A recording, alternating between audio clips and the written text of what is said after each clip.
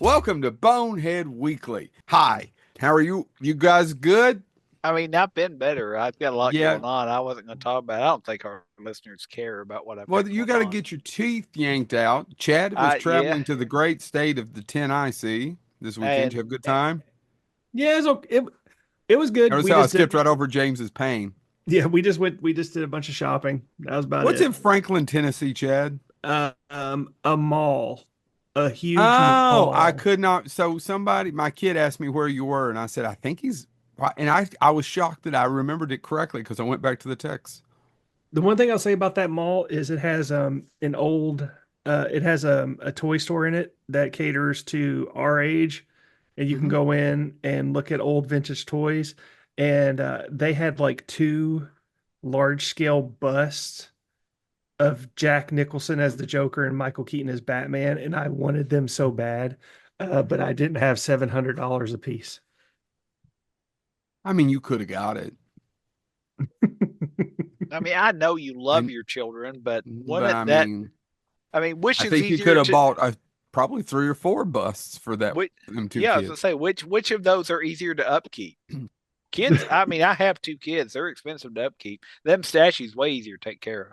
That's I true. mean, Are James is you reading reading. a Grumpy Cat book? It's a graphic novel. It's the misadventures of Grumpy Cat and Pokey. Yeah, we're getting into the holiday season, and I'll have to watch that movie thanks to James Thomas and his wife. Meow, meow, meow, meow, meow, meow, meow. I tell you what, every year, like even the kids have started to watch it sarcastically, but every year I'm just like, yeah, there's just something about it. Like it's not good, but it's just enough where I'm like, that's the part where that cat shoots that machine gun. Oh, this is the part where the cat, they do the cutaway where it's the cat supposedly driving the car, and it's kind of like that scene in Slaughterhouse. Yeah. It's like your son asking questions about, well, how does he drive it? Don't think about it. Just take the ride, man. Just Hmm. take the ride. Grumpy Cat's driving a car, even though it makes no sense whatsoever. Just take the ride. You're watching a movie about a kid that makes a wish for the cat to talk to him. Were you expecting something else? Mm. What in the hell, Chad? What's our topic today? So our topic today, Apropos of the Grumpy Cat movie, it's Thanksgiving. I was feeling in the holiday spirit, so I thought we'd come What? up with a what? You said you were feeling in the holiday spirit? Yeah, yeah.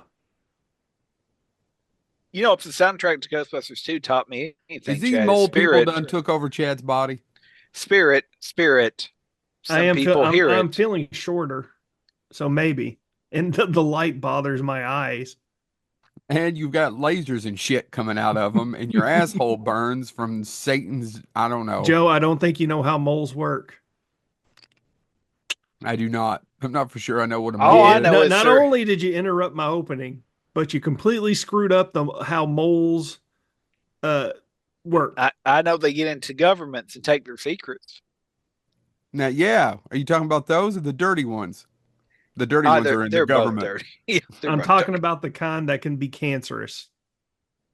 Moles. Totally Yeah. different. I was thinking of like animals. James, you? I still back to them government folk. He's still back to that. Three different ways here. So we're in the holiday season of Thanksgiving. We all go, everybody goes to be hanged with their families, but not all people enjoy hanging out with their families. So I thought we would do a great topic on our favorite dysfunctional families in pop culture. Do, do, do. Yeah, I mean, Yeah, but there's so many. Sorry, I was just gonna say there's oh, it's so okay. many of them, and what I find, well, I think it's a great topic, Chad. You came up with this topic. I want to say I think it's a great topic because I think what's funny to me and what made me actually think about this is as soon as you did it, I started just listing out ones I wanted to talk about. And I think you could do an entire podcast series on this because so much of pop culture is driven by dysfunctional families. It really is. Yeah, there is a Like, ton. so Like anyway, I'm afraid I'm not going to bring up one because I'm afraid I don't think James or I'll bring up it, but Joe, because Joe, and I'm not. I'm afraid it's going to come off as an insult, but I don't want it to be. But Joe has a tendency to, when he brings up his topics, he brings up the classics. And I don't there's, mean to sound sexist, James, but but Joe brings up the classics, and James and I go a little off kilter sometimes. And so I was afraid I was going to bring up a prime example, but I'm not going to because in case Joe brings it up. But yeah, but man, as soon as I came up with this, because I just came up with it off the top of my head because I was trying to come up with something for Thanksgiving, and I was like, I don't want to do Thanksgiving movies because for one thing, that's a short list, already did it. and South we Park already did it. did that. We also did this kind of close too. We did moms and dads. Yeah. But and that's kind of what led me to this. And I was like, well, we could do an even better one doing this. And then my like I just made a whole list on my phone to the point where I'm like, I have so many good ones that I couldn't bring it down, but I'm making myself do it. So I was like, I have at least four that I'm going to at least that, I think are great, that are a great top four of complete dysfunction. All right, let's get started, Chad. I'm going to start. Okay. You don't have to. It can be No, James. I'll It I'll could be me. go. I'm going to start with the Cosgroves. Any of you know those? I'm Cosgrove. terrible with character names. Lionel and Vera Cosgrove from Dead Alive. Oh, Yeah, yeah. Yeah. that's a good one. I had to start with them. If you're not familiar with Peter Jackson's Dead Alive, or as it is other name of the movie, Brain Dead, uh, basically Lionel is he is a mama's boy. He stays at he's an older gentleman who's still stuck with his mom at home. Pretty much uh, an introvert, doesn't know how to communicate with people, pushed around, but he's basically his mother rules the roost, tells him what to do, tells him what to everything. And eventually she turns into a zombie and he does everything he can to keep her protected. And it fails miserably, and it's all about him and his desire to keep his mother as she starts to fall apart, um, safe, because that's just what he that's just the dysfunction of this man. It's kind of the way I've always compared this and other movies of this ilk. It takes in my opinion, it takes inspiration from the story of Ed Gein. If you Mhm. all are familiar with the movie, the serial killer Ed Gein, because it's who Psycho's based on. It's all those stories. It's a man who was you know just obsessed with his mother, and Yeah, that's what this. But eventually, this has the positive spin. Spoilers where he finally breaks free of his mother, and he has the love interest of Paquita Maria Sanchez, played by Diana. I don't know how to pronounce her last name, and I'm not going to try to. But yeah, it's just a perfect. If you watch the movie, it's just a perfect, just a menagerie of dysfunction between the mother played by Elizabeth Moody and Timothy Baum, the Cosgroves. Perfect pool of dysfunction. I had to start out with them, okay. and James it's or only going to me? get worse for it. In my picks, it's only going to get worse from here. I'll go next, unless You go James ahead and isn't go. first. Yeah. Go I ahead. want to make mine fairly quick, but I was going to. I actually moved my order around, and I really hadn't thought about this one, and I had to look it up while Chad was talking. I don't know what brought it up, but it brought it up in my head. Mine is about the Grant family, and the Grant family, the patriarch, the dad, gets a letter in the mail that's obviously a scam saying that he's won X a million dollars and he has to go all the way to Lincoln, Nebraska, or can to claim to see if he won it. And he has to get his son to drive him. Talking about 2013's Nebraska. Oh Um, man, yeah. really good movie. With not when we talked about dysfunction, I went back and forth because my first was like, didn't we already do that? And then I thought about the parents one, and I thought my first four or five were ones we'd already talked about on the movie, And then I got the dysfunctional. Well, it doesn't have to be. It doesn't necessarily have to be that somebody's raising somebody in a basement throwing pork chops at them, and their name's Bo Lewis, and it's more of a reference for James there than anything. I mean, dysfunction Obo. can be just the fact that nobody in Why the couldn't it have been a family, reference for me? Oh, so I but can't James have is the one who alwaed laughed at it. I can't have a You didn't reference that's laugh at just that for one. I can't have a reference that's just for me, Chad. It's got to be about you too. I don't get one thing just for me. That's what this No, is about. it wasn't for Oh Bono. no, no, it's fine. It's fine. Your mother and I, we just worry about you, but it's fine. It's fine, Chad. It's fine.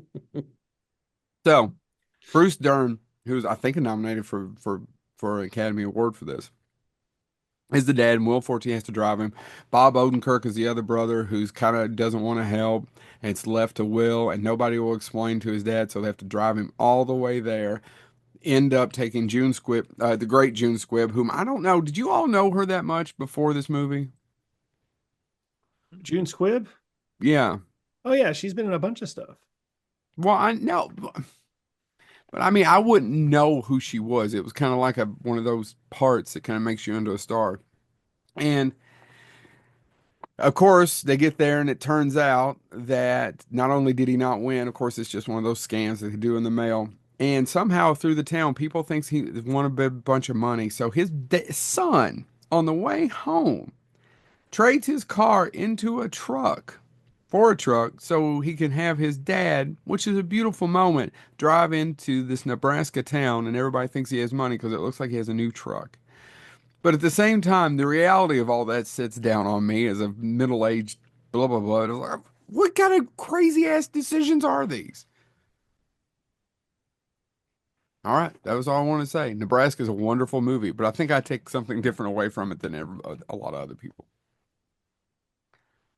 So is it me? Are we doing this? Are we? Is Yeah, this it's where we are? you. All right. I was thinking about this, and actually, I started rewatching. This is a television show. I started rewatching it, and I realized I knew I had to talk about it. I know I almost decided immediately it's going to be my first one. But what I find so amazing about it is there's several TV shows that have a dysfunctional family, and then and then everybody else is normal. This show, I don't think there's anybody in it that's not dysfunctional. And just as an example, I was rewatching it, and this was a quote, and it actually made me think about several people that I know. And so the scene in the show is the daughter is hurt, and the father is I mean, the entire family is weird and dysfunctional and odd, but everybody they know is too.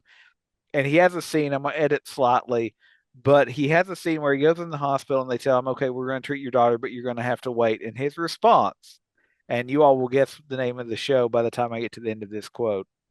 If you don't get her a doctor right now before all these other low life pieces of crap, then I will follow you home to whatever home for dried up old hags you live in, slap the cat food out of your mouth, grab you by your camel hump, and put you through the effing wall. The effing wall was his go-to thing. You all don't know what it is yet? No. Literally once an episode, he told somebody he'd put them through the effing wall. The other quote, okay, I'll do one more quote from it because I think You're just gonna have to tell me. it's my favorite quote because the father is a dysfunctional family. He treats all of his kids pretty bad. His daughter wants to study science, and he keeps going, no, no, that's for boys. Uh, But he loves his daughter. He refers to her every time as princess. And he has to go to work. His wife's selling Tupperware or the equivalent of Tupperware. And Oh, they realize they're both going to be out of the house at the same time. So he has to leave the middle child in charge of the daughter, who's the youngest. And he says, if anything happens to your sister, I want you to call me at work, okay, champ? Because if you do, I will come down here and put you through the effing wall. Bill Burr as the head of the Murphy yeah, family, yeah. and I F knew. is for family. I And haven't watched all of them. oh man, I've watched them through. I'm rewatching them. When I get bored now, I used to do The Simpsons, and I still do. But I used to do. I put stuff on in the background when I'm working because I have to have noise. I've always had to have noise when I work, and I put it on, and it's just it. I was like, I loved it the first time. I think I'm liking it even more on the rewatch because I know everything that's going to happen, but I'm picking up on little seeds that they planted throughout the show. And but that entire show, every character, like the neighbor eventually had the neighbor is voiced by Sam Rockwell and is a drug addict and a sex hound and everything else, and eventually has a daughter, and it's more or less, I don't he doesn't become overly religious, but he kind of realizes he's got to do. And what's funny is from the very beginning, he's envious of Frank for having a family. Like there's scenes where he's like, "Man, you got it all," as he does cocaine and all this other stuff. And Frank is suffering because he works a dead end job. He does all this, and so the entire show is about dysfunctional families making it work in some weird way. There's a character that has it becomes diabetic, and his wife says, "If you don't stop, I'll put nail polish in your insulin again. So help me." I mean, there's so many. There's no none of these characters are are happy, and yet they make it work. And there is love. Like there's this great scene I think it's near the end of the first season where the bully that's been beating up one of the kids, the older brother has beat up the bully. The bully keeps coming back and beating up the middle kid. And finally, the father gets involved of the bully and comes to their house. And Bill Burr, like I said, voices Frank Murphy. They get in a fight, and the entire family comes out and just starts wailing on this guy. And like everybody's getting involved in beating up this other family, and they're coming together to protect their own. But it's just the height of how screwed up is your family when their solution to this guy threatening your kid is, "Oh, we're not going to call anybody. We're going to make it worse on you and beat you to death for even trying, so you'll know not to do it again." And the fact everybody in the show is like, "Oh, that's okay. That's what you should do. That's perfectly fine." And so if you've never seen F is for Family, it is, like I said, watch it. There is no character that's not dysfunctional in that show. It's not just this dysfunctional family, though it definitely is one. And there's so much that happens in that show, and at the same time, there is this weird undercurrent of they don't know how to love. He's a Korean veteran. He has all this trauma. He has all this. His wife has trauma because she can't pursue a career because she's trying to be the ideal housewife. And it evolves as the show goes on, but it's all about their dysfunction is it's a functional dysfunction. It works, but it shouldn't. But they do have this weird love for one another, even though in some ways they can't stomach each other. It's a great show, and it's just, but it is a real, true, odd, dysfunctional family. That's mine, and I'll put you through the effing wall for not knowing that. Sorry. I'm not going to do that. I don't want to patch a wall. Yours, It's a mine, anybody big else's. patch. I mean, not as big as it used to be. Oof. Brr. Well, I mean, take the compliment, take the win. Brr. I'm going dark, guys. I'm going the Wilsons from Natural Born Killers. You mother. Is that one of yours? That was my next pick. Whoops. Yep. Oh no, Joe never does the blah, blah, blah, blah, blah. That was literally, honest to God, if I clicked over, that was the next pick. I can Keep skip it. going. I got plenty of other ones. Nope, keep it. Go. I don't really have Okay. anything to add to it other than I think it's just so disgusting Yeah, it is absolutely the most twisted, and slightly dysfunctional. funny, but It is the most twisted, dysfunctional family I could think of, which is why I didn't want to start off with it. I wanted to put it mid card. yeah. um, so it is Juliette Lewis as Mallory, the daughter, Rodney Dangerfield as the dad, Etta McClurg as the Edie mom, McClurg. Edie, sorry, It's her. and Sean Stone as the little brother, I believe, as Kevin. Kevin. Um, it is quite a twisted family. So Ronnie Dangerfield is the abusive father who beats the mother, who abuses the daughter. The mother lets it all happen, puts a blind eye to everything. The son of the family may or may not be the son of Mallory. So it's out of incest, and I never got that from that, Chad. yeah, there's a line in the movie where they suggest that, Huh. where it Okay. says that.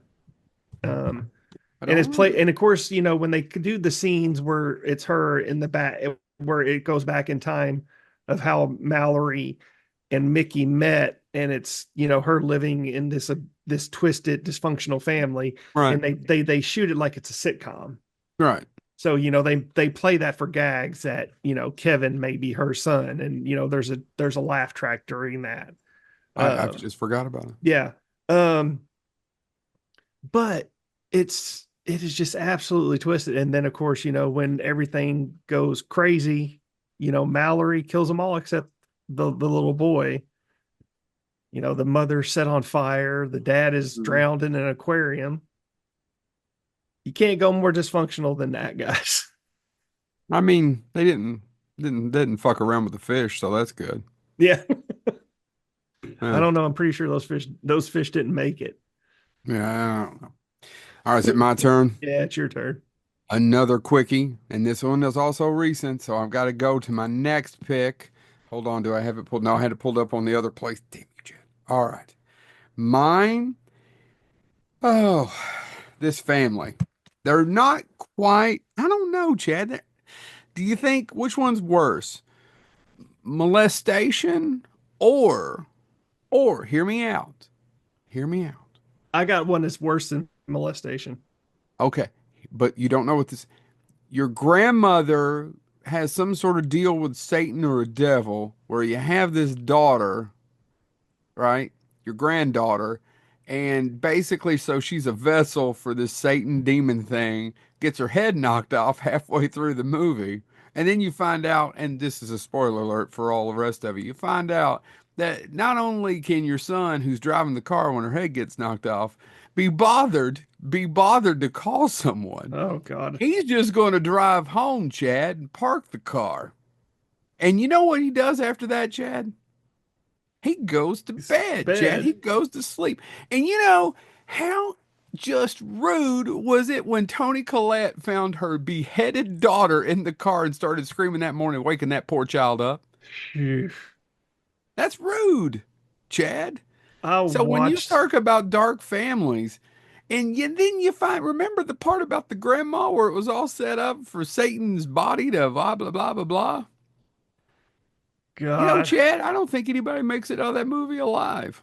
No, I watched this movie What I'm on talking a. about, by the way, is her not as 2018 Ari Aster's Hereditary, an absolute magnificent horror film. I watched this movie on a small screen on the back of a seat on an airplane from I coming didn't back know from that a Hereditary should be an airplane movie, but yeah. call. Yeah, and and I was watching it, and I'm sure there were some people creeped out by me watching this. And Especially when you're laughing. I'm sitting there like hunched over, going, "Oh my God, what's this?" I saw it in a theater and it was a breath of fresh air. And it's a wonderful movie, but that is one jacked up family. Oh man. It is so well acted. I mean, that's Gabriel Burns in that. Tony Collette, the daughter who plays out just perfect casting. The movie's perfectly cast. It's beautifully shot. It's so well written. It's so well executed. It just has one of those that we've talked about on here before. The third act, as James said earlier, you're going to take the ride, you buy the ticket, you take the ride. You're going to accept things. So by the time you kind of figure out a mystery, if you've never seen Hereditary, I'm sorry, I'm not giving. I still don't know that it'll spoil the movie for you. It's Man. just such a gut punch while you're watching it. And the headless daughter is the biggest, but there's some other big gut punches towards the end too. Oh man, there's all kinds. Yeah, it was just a different. That guy came on the scene. It's totally different. I still haven't watched that new one. Bo is gets old or whatever it is. But what was Oh, his with last one? yeah, Joaquin. Joaquin. Yeah. Yeah, I need to watch that one. I haven't done I that mean, either. it just totally doesn't look like anything I want to see. But I will eventually watch it. James, can you out dark Chad and I? Oh, we can't hear James. No, no, I'm not out darking. I've talked about this movie before, and I really, nobody talks about it. Nobody, I think, likes it probably, but me. But I saw it back in the days of the dollar theater, gentlemen, when it was $1.50, to see movies that were on their I during the swear end to of their God, run. somebody said something the other day about 2012, 2013, and you think, oh, it's a shit. We just didn't know how good we had it. We still had the dollar theater. Oh yeah, yeah. I saw. Yeah. I mean, I would go about. I won't say once a week, but probably at least once every 3 weeks, at It was least. fantastic. take the kid. Once I had kids, I started taking them there because they we got to go to the movies and it was yeah. Anyway, but I saw this Yeah, movie. times have changed. Things are expensive. You know who does I that? actually am going to stand on this hill and go right around that time may very well have been like the peak. So sad, actually. You know who does that better than anybody, Chad? This is a true story. Who does that complain about how things cost more? Yeah. My son. No, Yeah. seriously. Next time I'll He's fire done him up. it. He's done it to I'll, me. I'll fire him up next time we're in a group, and I'll ask him to explain to you all what he thinks about the $5 hot and ready. Costs more than $5 now. He went. I mean, we were in the drive-through, and I was like, "Oh, it's." All I said was, and it wasn't when it went up to 6 or 6.50, whatever it is now. It's when it went up to 5.50. I'm like, "Oh, it's 5.50 now." Which was what 4 years ago. He went off in the back seat, and he'll still go off about it. Anyway, It is ridiculous. I agree with him. uh, Old man Silas and I will have a drink and talk about it next week. um, no, this movie is about a dysfunctional family writ large. I mean, it's not people losing their heads or anything, but it's actually somewhat. I don't want to say realistic, but I think it kind of is. Um, this particular dysfunctional family, the mother has died. The father is brilliant. The daughter is brilliant, or they're what my father would refer to as book smart, but they can't function in society. The father has an injury. He falls. He gets dizzy and he falls and he hits his head and he's not allowed to drive. And his daughter can't drive him because she has all these commitments and she's going to be valedictorian and she's already getting these huge offers to go to college and all of this stuff. And the nurse at the or one of the people at the hospital is one of his former students who was romantically interested in him. So it's kind of a romantic comedy, but not really, because he ends up having to get his brother, who's an alcoholic, he smokes pot, all this stuff, to drive him around. And none of these people fit together. The daughter resents the father. There's a great scene when the father starts to realize how bad his daughter has become. And he finally just looks at her and goes, "You're not happy." And her response is, "You're the closest thing I have to a role model, and you've never been happy." It's I'm trying to remember the year. It is the and my phone switched off the page. I was like, it is 2008 Smart People. Thomas Hayden Church plays the uh druggy or not druggy. He's not a bad drug. He smokes pot and drinks. That's what he likes to do. He likes working low stress jobs. Dennis Quaid plays his brother. It's the Weatherhold family, who's a brilliant professor but can't get along with anybody. And Elliot Dennis Page plays the Dennis daughter. Quaid, Ronald Reagan. Um, and there's a lot of quotable lines. Sarah Jessica Parker plays the love interest eventually. And actually, there's a great scene to show you how dysfunctional they are. She finds out that she may be pregnant, and she goes to tell him, and he is so wrapped up in himself and so egotistical, but at the same time realizing that until he figures out if he has brain damage or whatever, he has the line where he looks at her and he finally realizes that he's not a good father. It's during part of that process after he's had his conversation with his daughter, and she says, "You're my only role model. You've never been happy." And um, he finally says, "Well, why would you want to have a baby with me?" And her response, deadpan, is, "Because evidently you don't know how to use a condom appropriately." Mm-hmm. I mean, and so there's these characters, they're just all damaged and they don't know how. Again, there's so many lines in this movie that prove these characters are, again, as my father would say, phenomenally book smart. They are brilliant in their field. They cannot survive in reality outside of the academic. And I find that such a fascinating thing because, they're working at Ivy League schools. The daughter already has offers from Princeton and all these other universities and all this, but it's that what does that actually mean? And so it's this great commentary because they are, as the title says, they're smart people, right? Even in the ads, if you look at the original ad, it was more or less. I don't want to do a comparison, but what's that movie with Owen Wilson where he moves in with the newlyweds? You know, they talk about it on Family Guy. What is that movie called? Oh, you mean yeah? Well, that's no time for him to move in Yeah, there. What in the hell? Me, the you, and Dupree. yeah, me, you, and Dupree. That is it. Like the commercials almost made it look like that, where it's this the ne'er do well brother who smokes pot and all that stuff has to move in. They misadvertise the movie because, in all fairness, he's the voice of reason. He has that philosophy of as long as I'm eating, as long as I'm taking care of what I have to take care of, and I'm not hurting anybody else, what's wrong with the way I'm living my life? Look at how stressed you are. You have stressed yourself to the point that you're collapsing, that you're doing all of this stuff, and then you critique the way I live my life. And so it's a great commentary on a lot of different things and on who we should look up to and everything else. I love smart people, and I don't think many people have seen it, but it is a great example of because I think the thing about it too that makes me think about it is a lot of the examples that we have given, it ties dysfunction into being poor or to being middle class or lower middle class. These people are upper class; they are just dysfunctional, and Yeah. there's not a socioeconomic stamp on dysfunction, and most movies do it as a shorthand. It's not a shorthand. There's dysfunction everywhere. And so smart people came to my mind for this topic. Okay. Do you know who played so Dennis Quaid, the shitty Reagan, like glossy over bull crap movie that he just did? Do you know who played Frank Sinatra in that movie? No. The lead singer of Creed, Okay. Scott Stapp. I just wanted to point that out. Oh. Just wanted to point that out. Okay.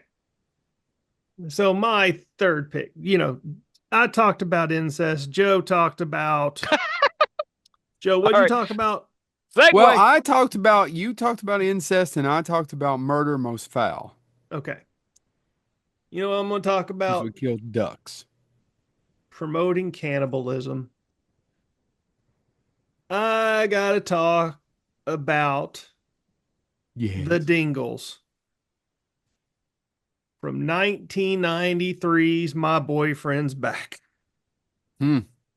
I've never seen it. directed by Bob Balaban. Yeah.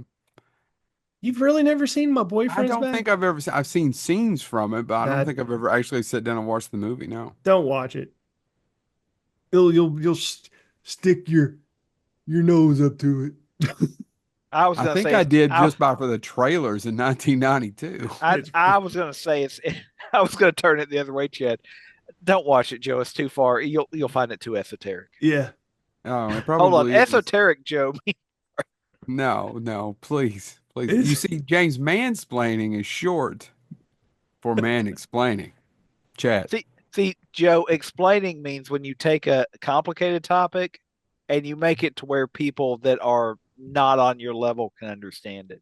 You mean on a socioeconomic level or on an intelligence level? Hold on one second. Chad, understand means I'm having trouble breaking that down simply. Chad, Understand mean learny thinky you okay. dig his rap? You picking up what he's laying Yeah. down? Your mama Joe, didn't do raise you no fool. I was like, Joe, do you This speak jive? That's all I Chad. do. I do. So let's get Well, over the fact that this movie is beyond bizarre about this boy who saves his longtime crush from getting shot, and he comes back from the dead because he's so in love with her, and everybody just treats it like it's a thing. Like that it's, happened to me oh, he's once. he's back from the dead. Okay. But it's also kind of like a whole thing of racism. How this sounds just like Lisa Frankenstein. Yeah, but honestly, this is better. Except for the racism part. I don't remember that being a Lisa Yeah. Frankenstein. But the Dingles, who that's the main character's Johnny Dingle, who's the main character who comes back from the dead. His family, who's just like, oh, Johnny's back. Yay, great. But as he starts to devolve into a zombie and gets his parents who are overly protective, who are just they smother the dysfunction. This is the dysfunction. This is where they fall into the dysfunctional category of they are very smothering to him. They guard him from the outside world. They want to make sure he's happy. So what do? They kidnap a child. They put him on a dinner plate. And so when he comes home, he has his dinner. Of course, Yeah. Johnny, being the level-headed one in the family, says, "I'm not eating a child. I refuse to eat any. I refuse to eat humans, even though it's going to result in him falling apart and dying." But his family is determined. And when the town folks come to take care of, they pull out their Uzi. They somehow have a stockpile of it's America. You don't? No, I don't own a gun.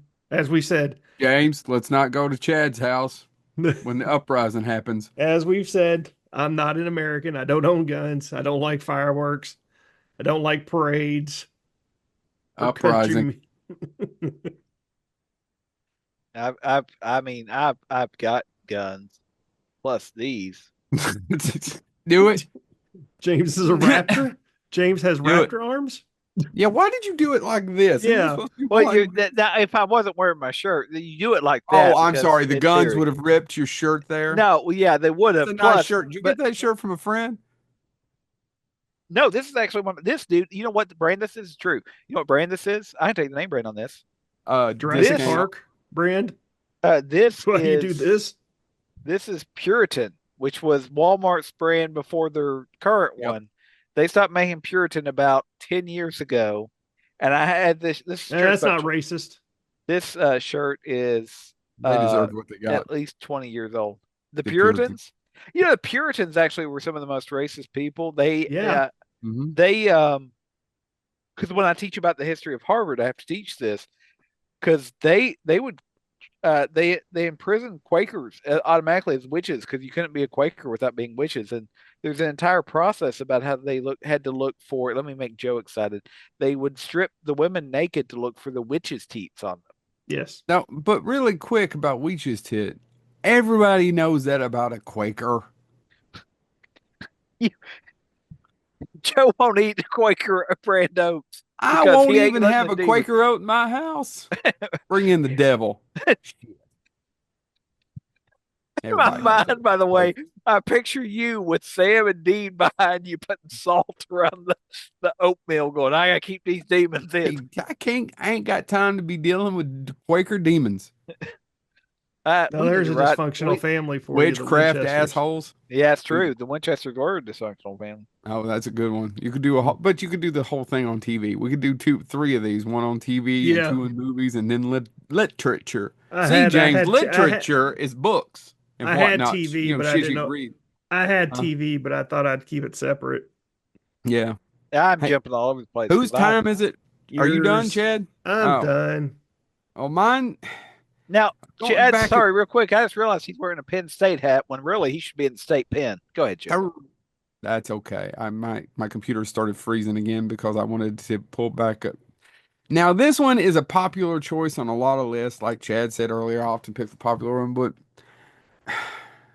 it's dysfunctional, like James was talking about, but functional. And not quite as mean, as grim as those smart people. Mine, and I'm not going to go through this whole thing about trying to, it's 2006, Little Miss Sunshine. Yeah, They're incapable of dealing with each other, and they're the Hoovers. And basically, what it is it's Steve Carell and probably his best performance in a movie. What's better than this? Dan in real life was pretty good. Yeah, but that's a little. I don't know. But no, I agree with you that Little Miss Sunshine beats Dan in real life. Yeah, Tony, and also I wanted to keep up with my Tony Collette because nobody plays a dysfunctional mom like Tony Collette.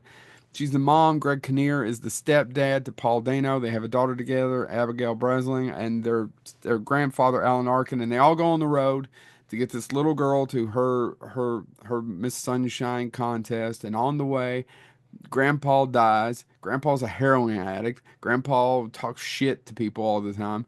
And when she brings in a bucket of chicken, want the fucking chicken again? And then she just kind of throws the ice cream down and takes. These people are completely dysfunctional. The Hmm. brother, who's played by Steve Carell, he's attempted to commit suicide because he's lost his job in academia. There you go, James. And is he like the number one or number two Proust, right? Yep. Expert in the world. And these people are just from totally different sides of the universe, but they're all kind of related in this mishmash family where this woman's clearly had a relationship before and now's married this other guy, and they all have to get this little girl to her, and they do it, right? And I didn't even get to the shit with Paul Dano, the son, and him being colorblind. I mean, there is just one dysfunction after another. It's written by Michael Arndt, and Michael Arndt gave us another. And I listened to an interview the other day, and I kind of agree with it was Tarantino who said Toy Story. They didn't make a fourth one, was his point. He'll never bother to watch it because Toy Story 1, 2, and 3 is maybe the best trilogy because it's one of the only trilogies where the movies actually get better. Hmm. And he's right. And Michael Arndt wrote Toy Story 3. It's just, he's a really good writer. I know he did some rewrites too on some Star Wars stuff later, but Little Miss Sunshine. I don't know. There's this and my honorable mentions also a really kind of really dysfunctional family like that, but they actually function to James' point earlier, and they all love each other. So it's not quite as grim, but I love Little Miss Sunshine. I haven't watched it in a long time. That's it. James. I was coin flipping for my because this is our third pick, right? Hmm. I was coin flipping between two. I'll just save Just the because other I one. want to go to bed. I'll save my other one for an honorable mention. But there's many films about dysfunctional families we've proven. But um, one of the things that there's an entire film that's literally centered just on the dysfunction and the root of it, and there's really one person that drives a lot of it. And there's so many great lines in this movie, but there's a scene where the person who causes so much of the dysfunction has this line where he says, "Everyone's against me." And the response is, "It's your fault, man." And his response back is, "I know, but damn it, I want this family to love me." And the fact he knows, it's one of the line that I always, and I do this to Joe, we've done this several times. Um, It's that sex. that no, it's the scene where they're talking to their children about getting divorced in a flashback, and it's like, we don't want you to think it's your fault, but we can't rule it out. We can't rule it out. Royal Tenenbaums is a phenomenal movie about, I and would again, I much like with removed it Little from Miss my Sunshine. list, not to interrupt you, but I removed it from my list because in the back of my mind was exactly what Chad said earlier. The divorce movie, the Tenenbaums, and it's one of the popular ones. It was exactly the reason why I removed it from my list. But you're right, they're one of the best families Yeah, ever. yeah. I mean, because they're all the kids are brilliant. They're Yep. all of them are champions in some way, but And they're so completely messed broken. up Yeah. to be that level of brilliant and to have award-winning plays and be an award-winning athlete and X, Y, and Z and everything's perfect, everything's fine, but not to be able, like, the family is just so screwed up, and all of it is just, but it's so well done. That movie down to its soundtrack is just every beat hits well. If you're into watching a film about this tragic comedy dysfunctional family. So yeah, the Royal Tenenbaums. If you've never seen it, I don't know what else you can say about it. It's a movie about a group of brilliant or talented in some way people that are Yeah. utterly and absolutely dysfunctional. And it's of course directed by I'm blanking on his name. Why am I blanking on his name? Wes Wes Anderson. Anderson. And written by him and co-written by Owen Wilson. Hmm. Um, but it's just it's and then the cast on it's great. Gene Hackman, Gwyneth Paltrow, Angelica Houston, Ben Stiller, Luke Wilson, Owen Wilson, Bill Murray, Danny Glover. I mean, Alec Baldwin is the narrator. It's such a great cast, and they do it well. And you do come to care about all these characters in different ways. As I mean, there's parts of that film that are really tragic, but it's well done. I never cared about Ben Stiller. Well, but Oh yeah, he's the least interesting person in the movie Yeah. That's usually every movie he's in. by leaps and you bounds. take that back. He is a key role in Happy Gilmore. Uh, I don't even remember him in that. I do. I'm he's the okay. orderly. He plays the orderly that I don't tortures his remember. grandmother. I couldn't remember three scenes from Happy Gilmore. I He remember the forces his alligator fighting and then the Bob Barker thing. he forces his grandmother to knit stuff so he can sell it. And or quilt, it's quilting, isn't it? Yeah, quilting. I believe It's Yeah. so. quilting. Yeah, Joe Snooty McSnooters. I just don't remember it. But you're right. I don't care for a lot of Adam Sandler movies. No, it's if it's he only cares about Adam Sandler productions if Rob Schneider's the lead. Yes, Although we've the seen we've The seen. Joe loves the party animal. although Oh, we you went more have obscure. I was going to go at least with Deuce Bigelow. European Gigolo. Joe doesn't prefer the first one. He likes the high culture of the second one. I think the Deuce Bigelow ones are the only ones I slightly enjoyed. Oh my I gosh. did watch the Hubie Halloween the other day. I watch it with the kids. I mean, it's fun. It was okay with the kid. Yeah, it was about 30 minutes too long, but yeah. Yeah, but I mean, it's the cast on it's good. I mean, it's him Yeah, hanging out with with his friends, yeah, like every other Adam Sandler movie. which is dude. In all fairness, though, I I would mean, totally do it too. I get yeah, it. first time somebody says no, you get to do the casting. I'll tell you what, guys, we're having a ride. Now we may do one and done, Yeah. but we're gonna do one. Yeah, that's true. All right, honorable mentions. Oh, I honestly wish I would have put this in the top three rather than the honorable mentions, but can't go back now, can I? I'm just gonna say this quote, see if you guys get it. Why are you telling our gals that I was hit by a train? Lots of respectable people have been hit by a train. Judge Hobby over in Cooksville was hit by a train. Was I going to tell him that you got sent to a penal farm and I divorced you from shame? I know exactly the movie. I take your point, but it puts me in a damn awkward position vis-a-vis my progeny. Yeah, The McGills, oh brother, where art thou? yeah, it's a good movie. That is a pure case of dysfunction. Man has a bunch of daughters, and his wife divorces him when he gets sent to prison. And will refuses to get him back because he's not bona fide. Bonafide.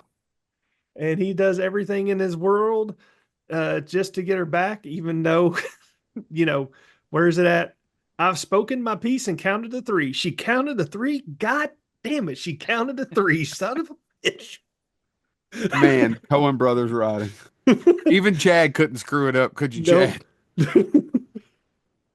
Is that Holly Hunter that plays his wife? That is Holly Hunter. Wife? I couldn't remember. I thought, oh man, it's been a minute since I've seen it. It's so good. Oh, I watched it a few months ago. I showed the girls that one. They loved it. Nobody gets more out of Clooney than the Coens. Nah, nobody. But Yeah. no, I mean, and the fact that he goes through all that shit to get the wedding ring and then it turns out to be the wrong one, and then she's gonna not marry him again. The torture, this pure dysfunction of this man has all these daughters. She just won't. She obviously cares about him, but refuses. Or does she just love parts of him? Oh, true. That's my honorable mention, guys. I have two honorable mentions. No, you're only allowed one. Well, I'm doing two because I'm like Chad, unfortunately, in this category, is I kind of wish I went the other way, but also I loved that movie and I wanted to keep Toni Collette on my top three list because I really do think she's a fantastic actress. Oh, she's one of the best. Richard Linklater's Boyhood. I love that movie. It's long, so it's kind of hard to Is it do. about 30 minutes too long? No, it's perfectly timing. It's just long because it's hard to repeat. But yeah, a lot of shit is 30. If you have a movie called Hoobie's Halloween and it's more than 84 to 86 minutes, you have done something wrong. Yeah, that's a problem. Back in the day, movies were 96 minutes long and that's all they needed to be. But now that It's now all that they the needed film to is be. cheaper. Now And everything's if digital. anybody has a good counter argument, they're full of shit. 86 minutes would have killed it in the head. Now, that being said, my Boyhood, I loved it. Took 12 years to make. The other one is I'm kind of shocked neither one of you all said it because you both loved it. And I liked it too. It's a really good movie. The Mitchellers versus the Machines. Mitchells versus the Machines, I mean. Mhm. I never viewed them as dysfunctional. They they literally went on a car trip to get the fighting down because he and his daughter are doing this. Yeah, That's the whole plot of the movie is about he I and his daughter know. don't relate or talk. But they got, yeah. And it takes an alien uprising for them or a machine uprising for them to kind of come together and see that they're a lot alike. But with mine, none of them got resolved. They got resolved at the end. Everything I got, had something positive. yeah. Oh, shit got resolved in Natural Born Killers. Ain't not one of those motherfuckers that lived, except for the little boy. The boy lived. And he had all that kiss shit all over his face. Little motherfucker was way past time of kiss. He's not cool. He's gonna get the hell beat out of him in school that Friday. Oh boy. Then he ain't gonna have Rodney Dangerfield to help him because he done had his face eat off by them fish that you said was all right earlier. Got resolved. Hereditary got resolved. Not one of those people lived. James, It is a form of resolution. I never Um, said I never said violence was the solution. I'm just saying it is a a solution. solution. Yep. Gentlemen, there's the one I was coin flipping between the Tenenbaums and was the Thrombies. You've got to love the Thrombies. Now, the daughter marries and has a different name, but Harlan Thrombey is a phenomenal mystery writer who is mysteriously killed, Yeah, and Benoit Blanc I thought about picking this one too, James. is Blanc. I'm sorry, Benoit Blanc is the only person that come in. This family is utterly dysfunctional. Like they're Yeah, you're right. compelling to watch. That Little Miss Sunshine and a few others were on lots of lists. It doesn't make no sense, but it compels me so. And Royal Tenenbaums. Yeah, yeah. Yeah, yeah. It's on a lot. So It is a that was great example. that was one, and I wanted to a couple honorable mention. I think you have to talk about the Cobblepots in Batman Returns. Oh, James. That's a Damn good it. one. I just watched that Is this weekend with my kid had never seen it, and I hadn't seen it in a long time. and That's a strange movie. by the way, James, I can't believe I didn't think of that one, man. I would Kudos. argue you could do that the character of the Penguin has just became the flagship for dysfunction. Because if you've seen the Penguin series, and if you haven't, Yeah. you should. Yeah. I started The Sopranos too, and I'm enjoying it. I told my sister because her boyfriend loves The Sopranos. I'm like, start on the Penguin. It's not The Sopranos, but it is It's adjacent. Sopranos. It's Sopranos light, but yeah, It uses a lot from the comics. It does, but I was like, but it is compelling to watch, and Colin Farrell deserves an award for that. I mean, yes, he he's just does very it so good. well. I Uh, was going to tell but you both that I started it and it's pretty good. but I don't want to ruin anything. But the dysfunction that is shown by the end of that show that he has, I think it darkens what Burton did. I would argue. It is much darker than Burton. Well, it's because it's so realistic, and he's not Yeah, in a Mhm. duck, yeah, yeah. I mean, it is brutal, a big but ass duck. and everything. So the Penguin, and then the other one I will say, I did a DC character. I've got to do a Marvel equivalent. I would say Kingpin. If you're not familiar with the Kingpin history, there's the Daredevil Kingpin, but also in the comics, I mean, his son rising up against him, the Rose, all of that stuff, just and how brutally he takes down even his own family if they get in his way. And he justifies it in such a way that even reading the comic, even knowing he's the villain, you it's not empathy. You have understanding. You have understanding of I had to stop him because if I didn't, he would not only it would have ended him and me. And so if I couldn't make him stop doing it, it's best that I just end him because that way it's not him and me. And it's brutal and it's terrible and it's how do you function in that way? But at the same time, there is a sick logic to it.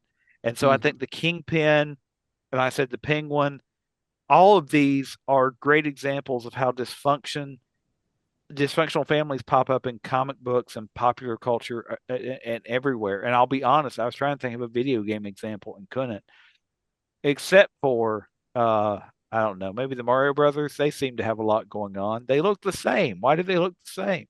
Couldn't one of them not have a mustache? I mean, why is Luigi trying to look exactly like Mario? Shouldn't he have an identity of his own? And this has been Bonehead Weekly? I guess it has.